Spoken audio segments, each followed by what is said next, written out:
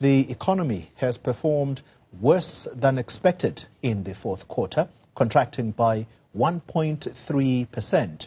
7 of the 10 industries recorded a decline in economic activity in the fourth quarter, with both agriculture and mining being the biggest contributors to the contraction. Let's speak now to Newzroom Afrika's business editor, Xolani Mbajwa, who is with me in studio. It is a depressing picture, and 7 out of 10 industries performing worse than expected. Is it obvious that load shedding is the biggest culprit here? The biggest culprit by far. And if you saw the previews that we've been having from various economists, they will tell you that this was expected, and they'll also tell you that this is historical numbers. This is historical data for the last 3 months of 2022, and they were expecting a contraction, and they actually warned that the first quarter, the first 3 months of 2023, we're going to experience another contraction, basically saying that we could be entering a recession in South Africa economically, and this is actually proven by what the data from SSA has said today, putting it out there that the 1.3 contraction is worse than expected. And if you look at the sectors, it's the sectors that would normally contribute positively, and their input would be positive. But this is, the fears of a recession in South Africa are now here, and it's one of those where we have been speaking last year of the possibility of a global recession, and the likes of the IMF, the World Bank, World Economic Forum were saying perhaps for the developed world we won't see, some of the developed countries, we will not see a recession, but definitely in emerging and in developing economies we will see a sparse economic contraction which could lead to a recession. And unfortunately it seems South Africa is among the list of those countries that is going to that is staring at a recession full on in the face. Well, we're going to drill deeper into the different sectors that we are speaking about, but let's deal with that technicality. So these are fourth quarter GDP figures. The first quarter of 2023, I'm sure that's going to come in the not too distant future. If that also is a negative growth, then we are in a technical recession. Yes. Am I correct in that assumption? You're absolutely correct. And if the next quarter definitely comes into the picture of another contraction, then we're in a recession, definitely knee-deep in a recession. And that's definitely where we do not want to find ourselves as a country. And that's where phrases, if indeed the second quarter of 2023 is also a negative growth, as you say, then we are possibly delving, or we are possibly into a depression, as some economists would use. Yes, they don't. You see me shift. You are seeing me shift because not a lot of people want to use the word depression because that's alarmist. But recession is an everyday word that we've been talking about the whole year with an expected, a recession. But depression is, a bit of a stretch. But for some developed countries, it is a possibility. This is why just yesterday the International Monetary Fund announced that they are raising the borrowing limits for countries that have reached the borrowing limits, because there are so many economies that are in trouble.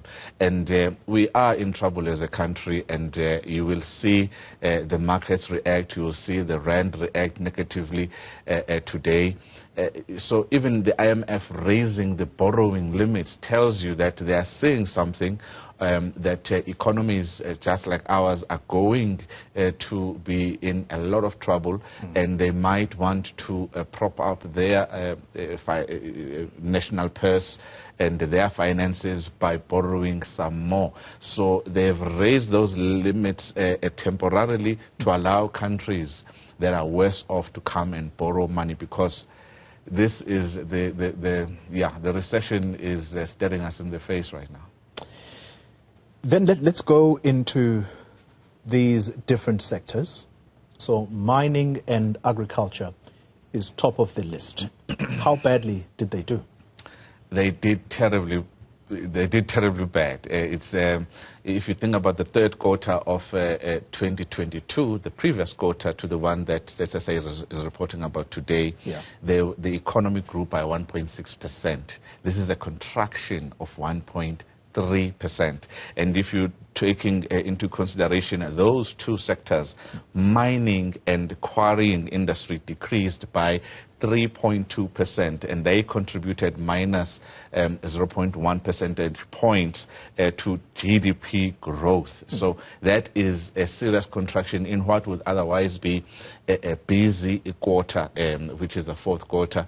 It's always busy. We saw the numbers last week from the unemployment figures, with 169,000 jobs being added to the economy, but that did not mean anything, obviously, when you look at this particular set of data. Agriculture, forestry and fishing decreased by 3.3% in that fourth quarter, and they also contributed minus 0.1 of a percentage point to economic growth, which is a negative contribution. But they are not the only ones. Manufacturing decreasing by 0.9% in that quarter, also contributing a minus 0.1 percentage point of GDP growth. Finance, real estate, business decreasing by 2.3% in that particular quarter as well. Because they contribute so much, they contributed even more in the contraction, in the negative contribution of a minus 0.6 percentage points. These are sectors that are really big for the country, and you're looking at finance, real estate and business services industry, you're looking at banks, you're looking at insurance companies, you're looking at really those major employers, and they have not done well at all. Usually you talk about agriculture as having a positive. There were points in the past 2 years, there were quarters in the past 2 years where agriculture was the only one that was the only sector that would contribute positively. All the other ones would contribute negatively, they would decrease. But looking at it now, agriculture right through, with forestry and fishing not doing so well, it all goes back to load shedding. And as long as we have this problem, this crisis with us, we should always expect to see such numbers. And I suppose it emphasizes the point, just the kind of pressure that the new Minister of Electricity comes with, because yesterday, a very interesting conversation I had with the CEO of Business Unity South Africa, Kes Kuvadia, who says, look, while load shedding is indeed one of the major challenges that the country faces, but for them, what's making it worse as a business community is Transnet, which has been problematic in terms of the logistics, moving goods and services.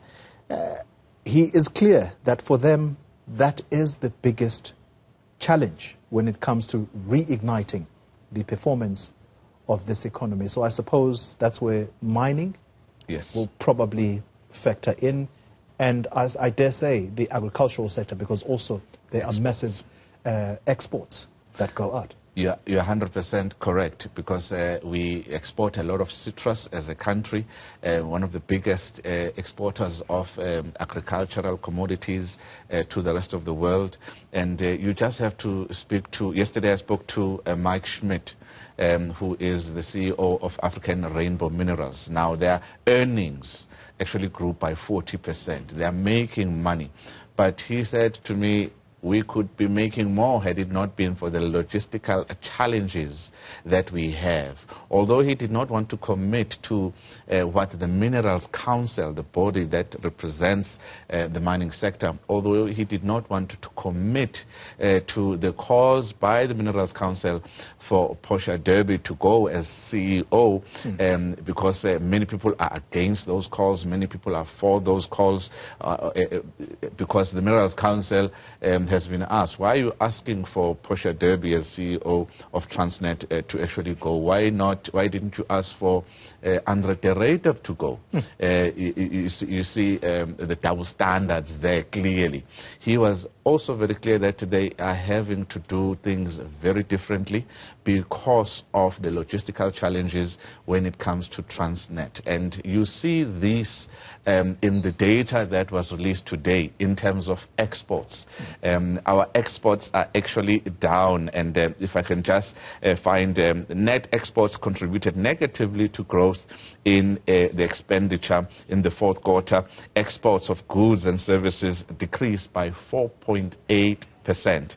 And that is a major contributor to negative growth in the country for the fourth quarter. And imports of goods and services also decreased by 0.8%. So not only are our exports decreasing, but also our imports are decreasing as well. But it's other issues that have impacted on Transnet. There's been floods. You remember there was a strike, and the strike, the backlogs from the strike take a long time to actually sort out. So that's where we are right now, that Transnet is trying, but you're absolutely right. Transnet is another major bottleneck to economic activity. But even households are spending less money. So household final consumption expenditure is actually also down. And when you look at it, total gross fixed capital formation, which is investments, they increased by 1.3%. And we always talk about investments decreasing in the previous quarters, Oli. We've always been talking about how bad it's been doing in the past 4 or 5 years, but they've done well. But when it comes to how much people, consumers, how much money consumers have in the pocket for goods and services, food, they have spent less money. And you can say that many people are spending less on electronics and other things because they are considering load shedding as well. Disposable income. Yes. Let's conclude the conversation with the unemployment picture. Not so long ago, we're talking about a positive picture that had come because the fourth quarter, there are those informal jobs or short-term jobs that come up in the December period. And you did say, because it was you I was talking to, you did say that that picture, not really painting a realistic picture of where things are. So with the economy at the state that it is in right now, that unemployment picture probably is going to get worse as the months go. Yes, if you look at what Peter Worthington, the economist at ABSA Corporate and Investment Banking, said to us, he was saying when the economy grows by 1.5%, employment increases by 1%. But our population growth is at about 1.6% annually. So the economy, for anybody knows this, most people know this, for the economy of a country to do well, the economic growth should be at the same level as the population growth, at least so that employment can actually catch up. Yeah. But in the first quarter, you're absolutely right. We're expecting a decrease in unemployment just looking at the numbers that we have today. Yeah. Look, we were meant to take sports. I'm going to squeeze Benjamin out. You should see the happiness in his face. We're not going to show you that picture because we're talking such a serious issue here. I want to conclude the conversation with the unemployment picture, Xolani. I was reading the article by Duma Kubule this morning on the Business Day, and I think the title goes something along the lines that the South African government does not care about young people, the future of young people in this country. And he's talking exactly the issue of unemployment, but he's using very worrying language, which was a language used, by the way, when you were headed to Davos, because there was a very important report that came out ahead of that, that was warning about the state of the world at the moment, given the rising cost of living. Well, Duma Kubule talks about a wave of protests that we could start seeing, but he actually takes us back to the 2010-2011 period, the Arab Spring. Yes. And he says we are possibly going to experience something akin to the youth uprising of 76 or something akin to the Arab Spring. Is that an exaggeration when he tries to paint a picture of youth unemployment in the country? Because these are people who have nothing to do, and they're loitering the streets, which then... I was reading the article by Duma Kubule this morning on the Business Day, and I think the title goes something along the lines that the South African government does not care about young people, the future of young people in this country. And he's talking exactly the issue of unemployment, but he's using very worrying language, which was a language used, by the way, when you were headed to Davos, because there was a very important report that came out ahead of that, that was warning about the state of the world at the moment, given the rising cost of living. Well, Duma Kubule talks about a wave of protests that we could start seeing, but he actually takes us back to the 2010-2011 period, the Arab Spring. Yes. And he says we are possibly going to experience something akin to the youth uprising of 76 or something akin to the Arab Spring.